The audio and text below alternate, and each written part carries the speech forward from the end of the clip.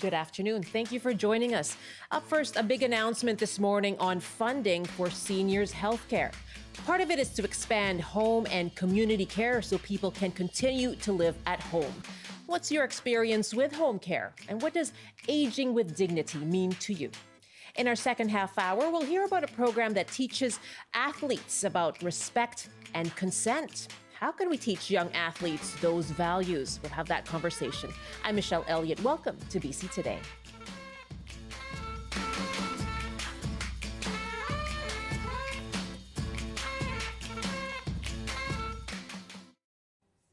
Thank you for joining us on CBC Radio 1, CBC Television, and live streaming on the CBC News app, cbc.ca/BC, and on the CBC Vancouver YouTube page.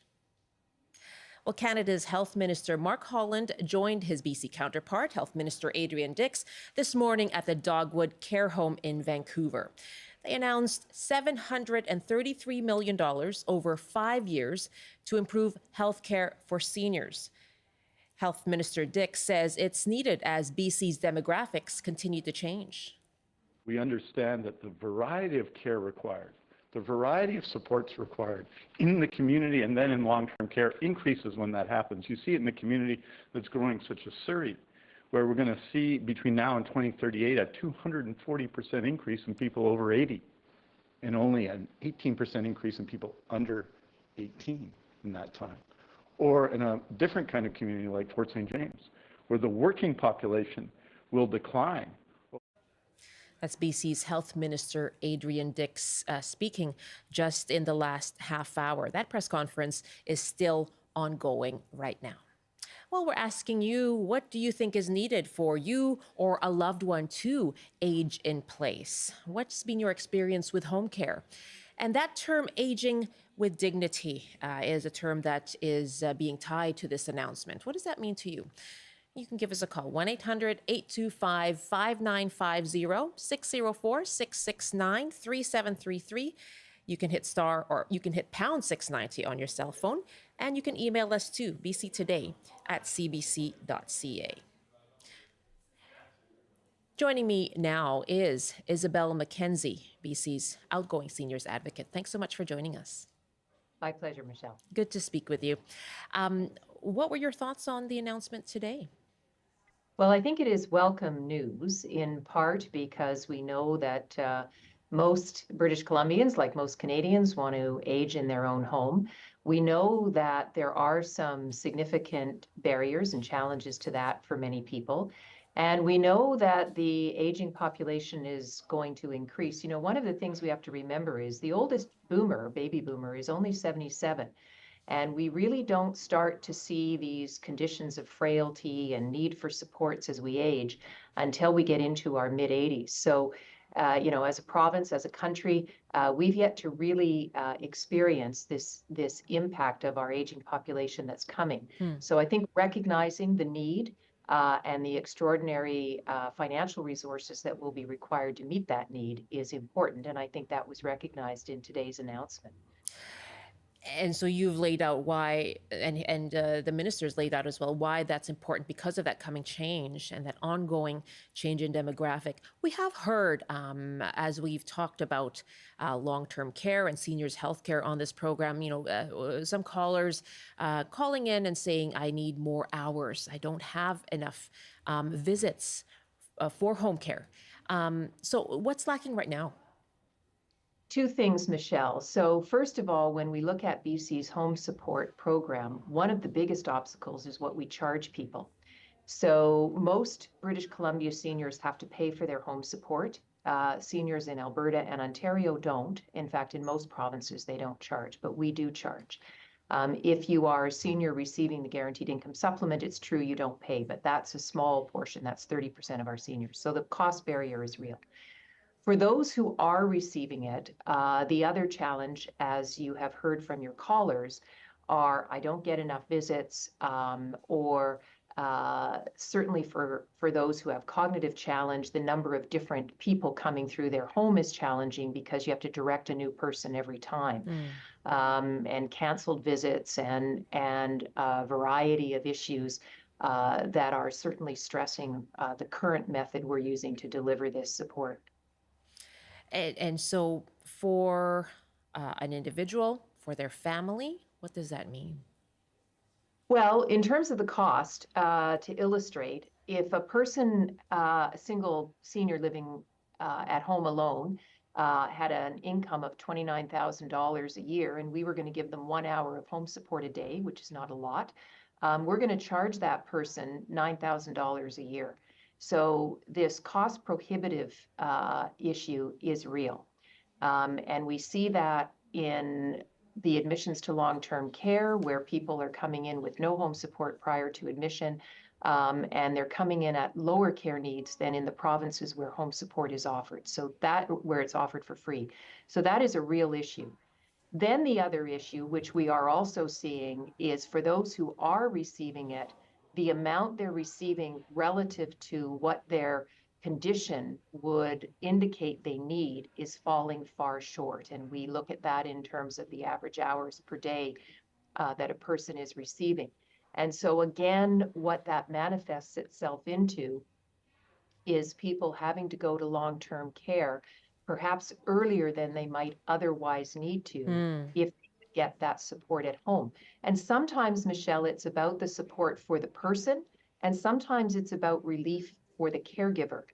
And the minister did reference that in his remarks today, which was welcome, that, you know, part of it is coming in and doing the daily care and the personal care that's required. But the other part of it is I'm caring for my spouse who has dementia, and I can cope with that if somebody can come in so that I can get out of the house for 4 hours, or I can send my loved one to adult day program 2 or 3 days a week, or I can take a vacation for 2 weeks by my loved one going into respite care for a couple of weeks. Those are also very significant tools, if you will, to help beleaguered caregivers cope with caring for their loved one. We'd like to hear from our audience as well. You know, if you're someone who would like to continue to live at home as you age, if you are caring for a spouse or a parent as well, what does aging with dignity mean to you and your family? And how important is it to age in place, age at home? What's been your experience with receiving home care for you or a loved one? Love to hear from you. 1-800-825-5950, 604-669-3733, pound 690 on your cell phone. And we're talking about this because in the last 45 minutes, the BC and federal health ministers have announced a bilateral agreement to invest more than $700 million over 5 years for helping British Columbians age with dignity, as they call it, closer to home. And so this involves much of it expanding home and community care services. We'd like to hear from you on what that means, what improvement that would bring for you, or what does need to improve currently when it comes to home care. And my guest is BC Seniors Advocate Isabelle McKenzie. Does this give you some, you know, you've worked so much on long-term care, Isabelle, I know, over the course of your tenure, and you've looked at the stressors on that system. You know, does this give you some optimism that will ease the pressure on the long-term care system? It does, Michelle. As you may know, and your listeners may know, we did our second survey of long-term care residents in British Columbia post-COVID, and found, unfortunately, that many of the issues we saw 5 or 6 years ago still remain. But we did have this extraordinary stressor called COVID pandemic over the ensuing period of time. And one of the things, to be fair to the government, they have met the stated objective of 3.36 hours of care per resident per day. In fact, the overall provincial average is slightly higher than that. But unfortunately, what has happened is we now need more than that. And the argument is, if what we have is sufficient, the numbers we saw in our long-term care survey would look different. And so at a national level, they've set 4.1 hours as a target. I'm hoping that with this funding, the government, the provincial government, will recognize that target and start to work toward it. That's how we got to 3.36. We set the target and we worked toward it. It didn't happen overnight. It happened over a sort of a 4 to 5 year period of time. But it started when we said, this is the goal we're going to work toward. So I'm hoping that with this additional funding, the province will feel it has the fiscal support to make that commitment. And how far should that commitment go? We have an email from Sandy who says, I didn't know BC does not pay for home care, as you mentioned, Isabelle. Can you get an answer from the minister as to why not? And is this something that you've called for and lobbied for? Because as Sandy writes, it makes today's announcement important, but missing the mark. Yes, so I have called on several occasions for the province to waive our home support copayment. As I said, most provinces in Canada do not have a copayment. Some others do. Ours is the most onerous. We have the highest fees.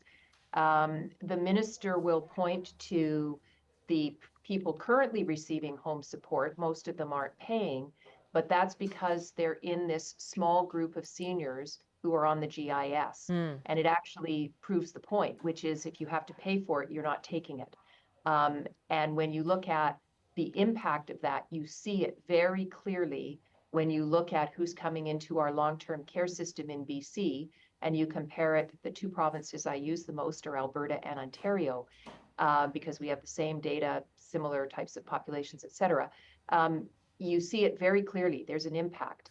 And so I am ever hopeful that we will join the majority of provinces and waive this copayment for home support services. Okay, so what you're seeing is it's almost acting as a deterrent to people availing of home care. Let's take a call here from Janet in Westminster. What's your experience with home care, Janet? Dismal at best. You can't get home care unless you are willing to have a hospital bed in your room, in your apartment, and we just simply don't have the space. Okay, I've been caring for my husband for the past 10 years as his sole caregiver, and I had a separated shoulder a few months ago, and we're back to about week 6 now. In rehab for the shoulder, and I'm the sole caretaker for my husband. I was offered respite out in Fort Langley. Okay. I would have to get him there. You're in Westminster. I'm in Westminster. That would cost us to get him there and back for the 10 days, which would cost me $40 a day. It would cost us 6 months' worth of taxi savers. Oh, by the way, I'm legally blind. We don't drive. Okay, and Handy Dart, would that be an option? No, Handy Dart would not be an option because they don't go across municipal lines on holidays or weekends. Okay. What kind of pressure has that put on you? Here you are, you're injured with your shoulder. You've been taking care of your husband for 10 years. Yeah. What has that meant for you?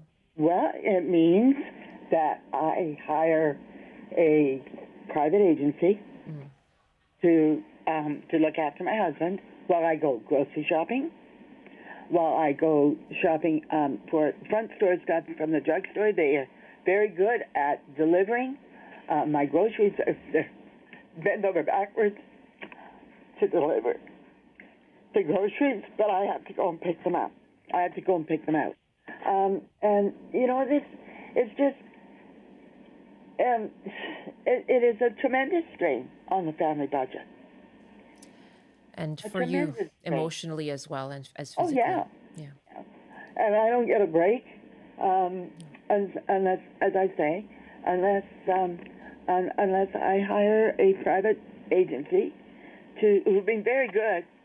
I mean, it gets excellent care, but it's expensive. And they're talking about expensive for home care. It would have cost us, as I say, $40 a day for the respite, 6 months worth of taxi savers, and we have to use taxi savers every month for our eye appointments. My husband is also legally blind, so you know he's confined to a wheelchair, so it means a handicapped taxi every time I need to take him out. So Janet. It is kind of onerous, And Fraser Health, which is the district I'm in, basically is not much help. Not when they offer you respite out in Fort Langley. So when you hear, I mean, I have very broad strokes for you right now when it comes to this announcement. I mean, how does that even sit with you? How do you process? I don't even know how that would affect us. Yeah. I mean, we would still end up having to pay. Okay. Our total family income is about $65,000. Janet, and I imagine that you don't foresee any change to Oh, I your don't. Yeah. No, I don't. I don't see any change at all. It's just the cost is, as you say, the cost is prohibitive. There are other restrictions that you have to have a hospital bed. If we put a hospital bed in our condo, he would be unable to move around anywhere. Right. You know, there just is not the space for that sort of thing. Understood. You know? Janet. And there's a lot of people in that situation. I think you hit it there. A lot of people in your situation, and it is one that, as you said, I'm encouraged to send him into care all the time. He doesn't want to go. I don't want him there. you'd like to stay together. Yeah. Janet, you've hit on so many things that Isabelle has touched on, right? You said you're just encouraged to take your husband into a care facility because of the strain that it's putting on you. Thank you so much for sharing, and I'm sorry that it is such a strain on yourself, I know, physically as well as emotionally, but thank you so much for calling in. Al is our next caller now in Caslow. Hi, Al. What do you make of how the situation of home care right now? Myself, I look at it, the government makes these grand announcements, but they don't speak to the people in the community that could be affected or would like to be listened to and get some response. The way that you're talking about today's announcement, Al. Thank you very much. That's an excellent last question for Isabelle McKenzie. You know, how are people supposed to respond or take today's announcement of funding to expand home care? But in practical terms, what does that mean for them? Well, I listened to Sandy, and she's identified a bigger overarching issue, which is the money that everything costs, that I think is underappreciated. And just to frame this for everybody, Sandy's household income represents basically two people working at a minimum wage job. And it's a much lower income than you would find in the working age population. And yet they're burdened by all of these costs. Not every home support client is required to have a hospital bed. I think Fraser Health is requiring it for Sandy's husband because of his mobility issue. And case in point, she would have to pay for that hospital bed, which would likely cost about $5,000. And she's talking about the cost of the private agency, which is not putting as many restrictions on her, Right. The delivery of care. And so that's why she's had to use them and the resources that's using. And then Al in Caslow, later this week, my office, I'm issuing a report on rural seniors. And as challenging as it is in urban areas, and you heard the challenge of New Westminster and respite offered in Fort Langley, I can assure you that that is amplified significantly when you get to rural BC, where the distances are much greater and the services and supports are much lower. And interestingly enough, the proportional seniors population is much larger. And so there's sort of this perfect storm that is happening in rural BC, beyond even what we're experiencing in urban. But, the point about how that Sandy is feeling this pressure to put her husband in long-term care, I can identify with that. The system does actually, without recognizing, I think explicitly that it's doing it, every way we turn, it's easier for everybody, for someone to go into long-term care.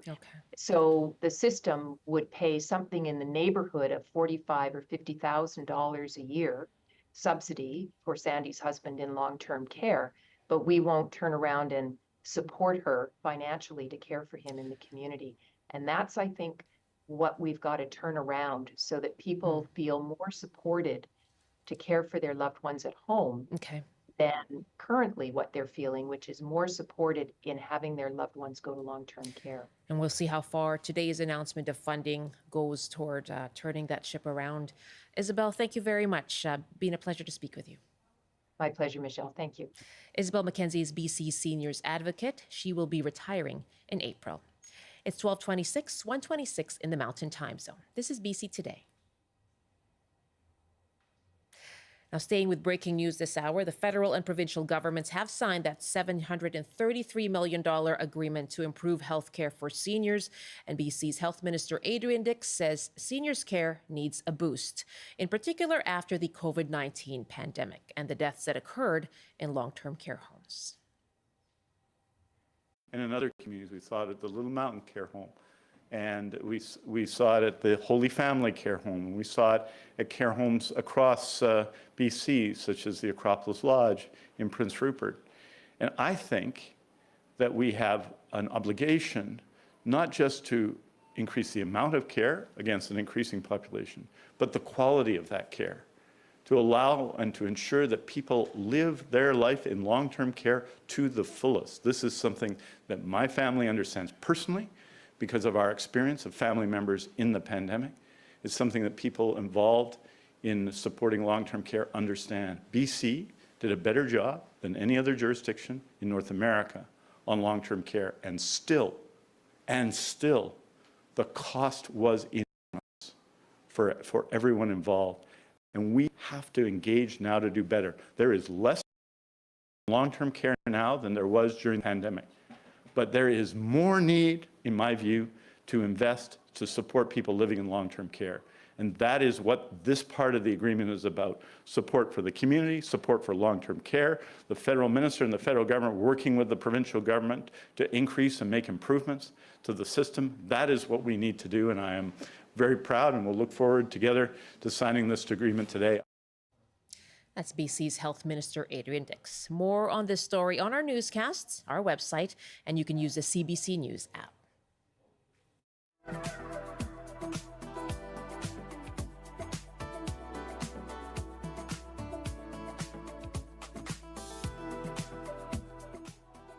Onto that big debate happening in Richmond over plans for a supervised drug consumption site. Now, City Council passed a proposal earlier this month for a site near Richmond General Hospital. There's been opposition, including from more than 17,000 signatures in a petition. Council will revisit the motion tonight. CBC reporter Chad Pawson is on this story, and he joins me now. Hi, Chad. Hi, Michelle. Tell me, first of all, what is being proposed here? Yeah, okay, so this is a safe consumption site, much of what we see in Vancouver, Insight sort of thing. So let's be clear. It's a site where people can go to have their drugs tested, they can consume, they get connected with health professionals to help them navigate safe consumption as a process by which they can get access to other health care, secondary care, addiction supports, unmet needs. So this is what Richmond is looking to vote on, a process of doing this tonight. So they wouldn't do it themselves, be set up near the Richmond Hospital, but it would be Health Canada and the local health authority, Vancouver Coastal Health, that would eventually put this into practice. Okay, they came up with the idea for this. What's been the reaction since? Yeah, so that's why we're hearing so much about this, is that there seems to be a lot of community opposition to this. There's a petition with almost 20,000 people signed against this sort of thing. They think that if an Insight, a safe consumption site comes to a city like Richmond, that it will bring further harms to the city, that it will bring problems associated with addictions and toxic drug use to this community and create unsafe conditions. So that's the opposition. That is the worry at this point. On council, what are the opinions there?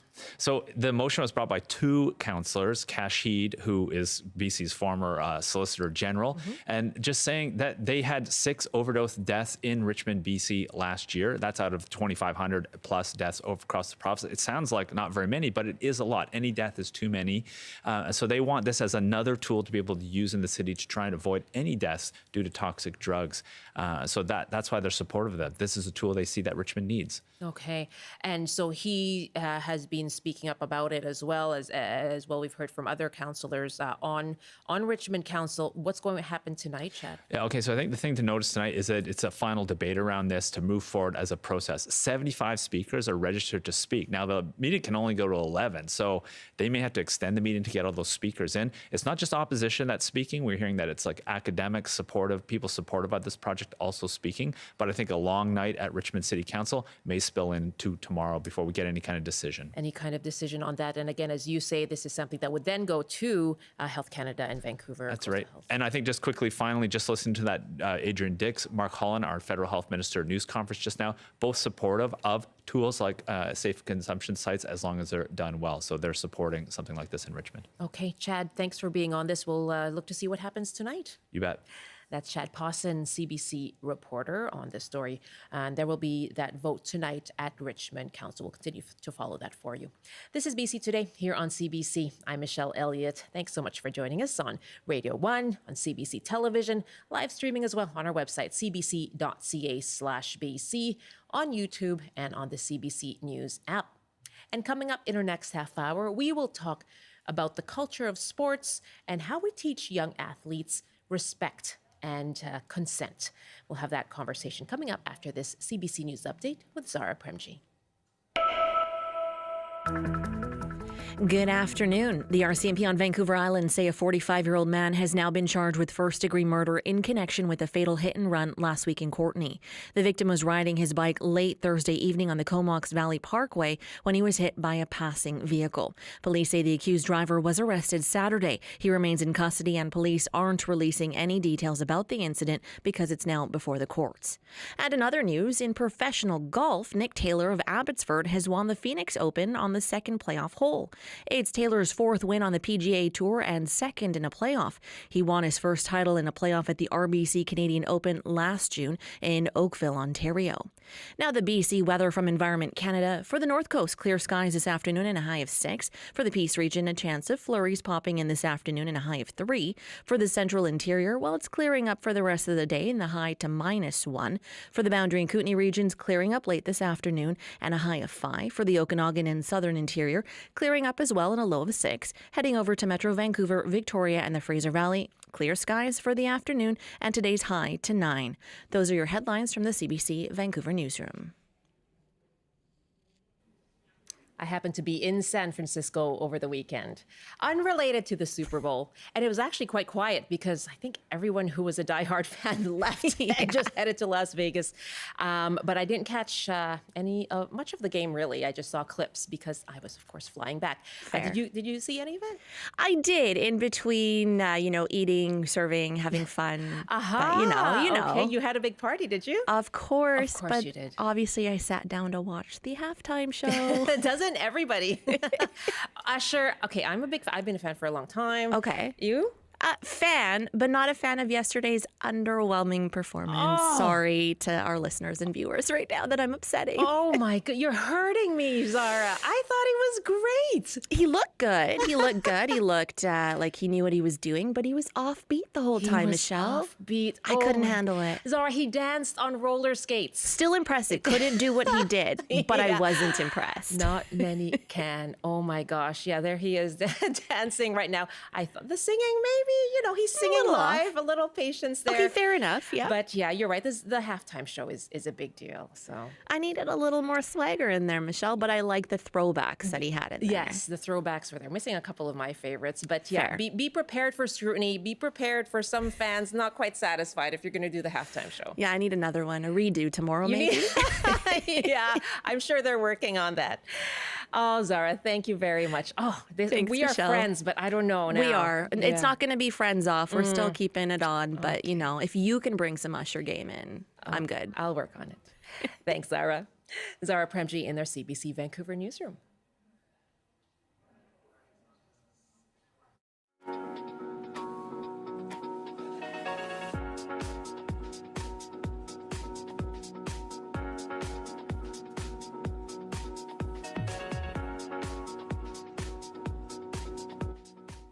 Welcome back. Thanks for joining us on CBC Radio 1, live streaming as well on the CBC News app, cbc.ca/BC, on the CBC Vancouver YouTube page, and thanks for joining us on CBC Television. This is BC Today here on CBC. I'm Michelle Eliot. Yes, we are just coming off Super Bowl weekend, of course, and yes, while the game brought a lot of excitement, that culture of sports, whether it is football or hockey, it's been under a lot of scrutiny for issues and disturbing issues around violence and consent.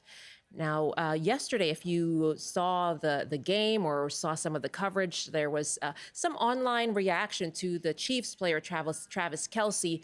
At one point, he shouted at the coach, as his team coach, Andy Reid, and he pushed him on the sidelines. That got a lot of reaction online. Both have addressed the incident. And so that was one of the moments coming out of the Super Bowl yesterday. In hockey, there's the ongoing case of an alleged sexual assault following a Hockey Canada gala in London, Ontario in June 2018. 5 former members of Canada's World Junior Hockey team are facing charges stemming from that alleged incident. All 5 have denied wrongdoing and have taken leaves from their respective teams. Now, that particular case in that story has sent shockwaves throughout Canadian minor hockey leagues. So some of them are actually bringing in special trainers to teach workshops on the topic of consent. And here's a report from the CBC's Kwabena Oduro, who went to one of those courses in Ontario, run by the Douro Minor Hockey League and the Kawartha Sexual Assault Center. This is a refresher course on consent. No means no, exactly right. That is the main thing. The students are from the Douro Dukes men's hockey team. It was good. It was good to know, because I think it's something that needs to be known in dressing rooms. It's a result of a partnership between the league and the Kawartha Sexual Assault Centers. Players talk about respect, leadership, sex, as well as drugs and alcohol. Some players agree a cultural shift is needed in the locker room. Well, there's a lot of hazing, kind of, I would say, and sometimes it can go a little far. So it's just good to find that line. Leading Saturday's workshop, former pro rugby player Luke Ben Veltson. He says many young athletes question the notion of consent because of traditional gender roles and toxic masculinity in sports. These sorts of programs will help prevent these types of ideas. And the thing that I think helps that prevention the most is that it gives kids an opportunity to intervene with their mates at a level before it gets there.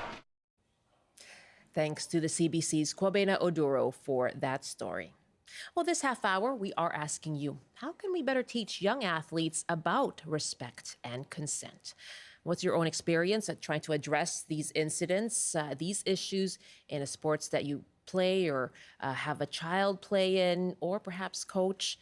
Love to hear from you. 1-800-825-5950, 604-669-3733. You can hit pound 690 on your cell phone. You can also email bctoday@cbc.ca. I have 2 guests joining me for this conversation. In studio is Ninu Kang, the Executive Director of Ending Violence BC, and Jamie Terrace is the Director for Community Partnerships with the BC Lions Football Club. He joins us on Zoom. Good afternoon to both of you. Hello, Michelle. Thank you for having us. Thanks very much for joining us as well, Jamie. Jamie, I'm unable to hear you right now. We're going to work on that connection with you through our control room here, but thank you very much for joining us as well. Why don't I start with you, Nino? When I heard about Ending Violence BC and the topic of sport, I thought, how do you approach that from your organization? What's the connection? Mm-hmm. Well, gender-based violence, sexualized violence, intimate partner violence is rampant historically and currently in our society. So, there are many things that we do as a society to respond to gender-based violence. So when someone is actually harmed, we have justice response. Sometimes survivors don't necessarily choose justice policing all the time. They go to a family and a friend, and people will intervene and support and help. So this is a historical and current issue that exists in our community. And so, Jamie, I'm so honored to have him here as one of our strong partners. And so when we approached the BC Lions over 10 years ago, over 12 actually, and said that we want to do some prevention work. We want to get ahead of this.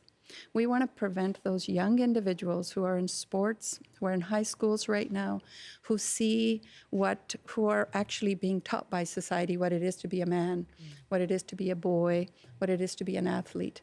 And we want to get professional athletes in front of them because they see them as role models, and then have them work with us shoulder to shoulder to really do some prevention work. And Jamie, I'd love to ask you about that. What does a course or a workshop, a program like this entail then? Well, it's really sort of about identifying what gender violence looks like and what it might look like in their school or community, and then understanding what they can do to be more than a bystander, some safe strategies, ways to intervene, ways to interrupt, ways to distract. And change the culture in their school and community. Who was involved in that story that we heard from in Ontario? There was a former rugby player who was involved in administering this workshop. Who are the kinds of players or people who are involved in this? Well, on our team with the Lions, we train our players with EVA. It's been a tremendous partnership, and it truly is a partnership. And so the players actually deliver the educational component of it and have the discussion. We do a breakout session with the students in the schools, asking sort of for a cross-section of leadership from the school. And we talk about scenarios like what are the types of things you might see and how might you react and what might you be thinking, that sort of thing. So that's in terms of the program that we've developed with EVA BC, that's sort of what we do. And we focus mostly on high schools throughout British Columbia. We've also done some work with amateur football as well. Okay. EVA, Ending Violence Association of BC. What difference, does this really make? Mm-hmm. Well, training sometime is under scrutiny because people ask, like, is training enough? Is training the magic bullet? Is that what's going to solve the issue? And I think training alone isn't enough. And I want to use, again, the case study we have with the BC Lions and our partnership with BC Lions. 12 plus years ago when we approached BC Lions to say, hey, we want to get into schools and do some prevention work. I think it's important to talk about the partnership we had with BC Lions because they came on without a question. And so there was a lot of work done on the back end to get this program into the schools, and perhaps a year plus of work where we really recruited back 12 years ago, the players, and did a very comprehensive training with them. And that training, which we call Train the Trainer, training individuals to go in front of schools, it's a transformative training process for the professional athletes. And it has the content really asks individual to look at themselves in relation to gender-based violence, look at themselves as athletes, look at themselves as men, and then those individuals then when they go out in front of school, the curriculum that Jamie talked about, it's about a 90-minute curriculum, but it's not just speaking at young individuals. It's really, one, giving them a little bit of context about what is gender-based violence, what's the problem, why is this such a big issue, and then how does it impact you as young boys and young girls. So when they're in an assembly, they're talking about this as professional athletes. And I think young children, we see their faces when these athletes are speaking to them. I think they're almost a little bit of shock shell. They're like, how do you know all about this issue, right? And I think that's really transformative for young people. All of a sudden, the language these professional athletes use, the conversations, and they pretend not to know everything. They are very honest. They're like, well, we don't know everything. We work closely with our anti-violence workers within our communities. And I think that's also a very humbling place that they come at this work with. And then, as Jamie said, we use scenarios to really walk through with young people. So that it's familiar to them should something happen already. And we give them tools, sorry to add, we give them tools. We say, if this happened, how would you stand up with a friend? How would you stand up for one of your, your friends, something that you see? And I think those tools are very critical. Okay. I'm joined by Ninu Kang, Executive Director of the Ending Violence Association of BC. She's with me in studio. Jamie Terrace is Director of Community Partnerships for the BC Lions Football Club. We're asking you, how can we better teach young athletes about the values of respect and consent? And what's been your experience in trying to address these issues in a sport perhaps that you play or have played, have your children play in, or perhaps coach or somehow involved in, love to hear from you. 1-800-825-5950, 604-669-3733 on your cell phone, pound 690. Dale is joining us at Mill Bay. Hi, Dale. Your kids played sports, did they? Hi, no, I'm retired and my children are all grown up. But I was just, when I was talking to your receptionist, one of the things that I found when my son was in night league basketball is the parents were probably worse as far as aggression and forcing aggression on their children than the coaches could have ever been. What was that like? How did you feel about that? Well, I eventually we pulled him out because it wasn't teaching our son any kind of respect. You get the parents in the stands hollering at Johnny, get him, kill him, beat him up kind of thing. And this is on a basketball court where you shouldn't have any contact at all. Right? And I found it actually quite disturbing. So if they're starting at that level in grade school and putting that kind of a mindset into their child, I can see how that would translate into more and more difficult and violent scenarios as they grow older, because they're basically reinforcing a negative aspect of the sport. Yeah, I've seen that too. My son played basketball for a while, and not every parent, but you do see it sometimes as well. And how unfortunate that you had to pull your son out then, that he's missing out on a sport that he enjoyed playing. Well, he actually wanted to get out too because it was getting to the point where there were one or two kids on the team that would never pass, that situation, right? And the parents of one of the parents of those kids was actually the coach too, so that made it even worse. Sure. Dale, go ahead. No, that's all I have to say. I was just saying, so this is when I was raising my children. I'm 70 now. Yeah. So that was like 35, almost 40 years ago for my son. So I can't imagine it's gotten any better. Over this period of time. And as, according to these news reports, it's obviously gotten worse. So I would have to say a lot of it starts in the home. If you're not teaching your children proper respect for each other and for their peers, then, it all goes downhill from there. Dale, great to hear from you. Thank you so much. All right. Bye-bye. Bye-bye. Take care. Wow. Jamie, what goes through your mind hearing that? With the parents, the role of the parents. You hit the nail on the head. Pardon me, go ahead. In a sense that it does start at home, because violence takes place on a continuum.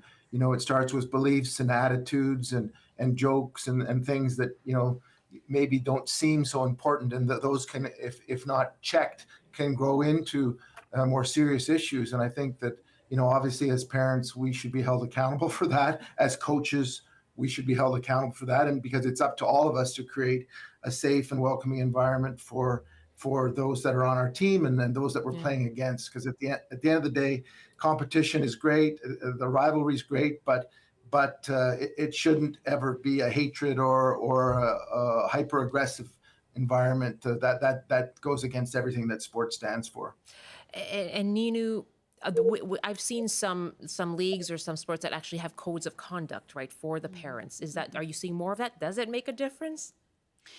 I mean, first of all, I think sports culture takes root at very young age. And I really appreciate what Dale was saying, because when you look at schools and you look at even, when we went to high school and you have your athletes, and then you have your best athletes, and then you have your, those who are bigger than other boys. So I think it's also worth noting that, and I'll come back to the code of conducts in a minute, but when Dale spoke, what it kind of came to my attention is there's a lot of boys that are also bullied in the sports culture. So it's not always just about boys. And there's a sense of responsibility we as a society have, not just parents, but as society, in terms of what are we expecting? What kind of behaviors are we expecting from each other and that we're willing to take part in? And so with regards to codes of conduct, Michelle, policies have been there for forever. And I think it's this is where we really talk about systemic issues. It's like the organizations, and you spoke about Hockey Canada earlier, or any other sports organization. The question is, how are those codes of conduct being implemented? How are individuals being accountable to them? What are the procedures that are in place that actually allow victims, those who are being victimized, to go through a process of adhering to policies, codes of conduct, and practices without being further victimized? And again, what we know in the public discourse from Hockey Canada's scenario is that a lot of it was not easy for the victim to come forward. And of course, what we've heard now that's become public is the barriers the organization had in place for a victim to come forward and have their story heard. So, I'm skeptical of codes of conduct on paper only. I think the leadership needs to take responsibility, boards to take responsibility to keep their players safe, and give them the information and education to ensure that they are not further causing harm because of the culture that I think as a society we've created. There's been a lot of discussion around the leadership at Hockey Canada, the culture at Hockey Canada, in light of these stories. And again, as we mentioned earlier, 5 former members of Canada's World Junior Hockey team faced charges stemming from an alleged sexual assault in 2018. All 5 have denied wrongdoing. They've taken leaves from their respective teams. We're speaking with Ninu Kang and Jamie Terrace here about how we teach young athletes values of respect and consent. Asking you as well, what do we do with courses like this? How do you impart these values to young athletes? And what's been your experience trying to do that? Our numbers again, 1-800-825-5950, 604-669-3733. You can hit pound 690 on your cell phone. It's interesting, Jamie, you said violence happens on a continuum. We've been talking about gender-based violence, but something in the news following the Super Bowl yesterday was this push from Travis Kelce on his head coach. He was speaking very passionately to him, yelling at him. And they've spoken about the incident now, and Travis Kelce was quoted saying, "I wanted the score to be different. Coach has asked us to speak our minds. I just wanted to let him know how much passion I had for our team." The coach, Andy Reid, has said he really was coming over just saying, "Just put me in, I'll score." And Reid said of the incident, I love that. It's not the first time. I appreciate him. He loves to play the game and he wants to help his team win. And he said that he just caught me off balance. But what do you make of an incident like that? It's getting so much reaction on social media.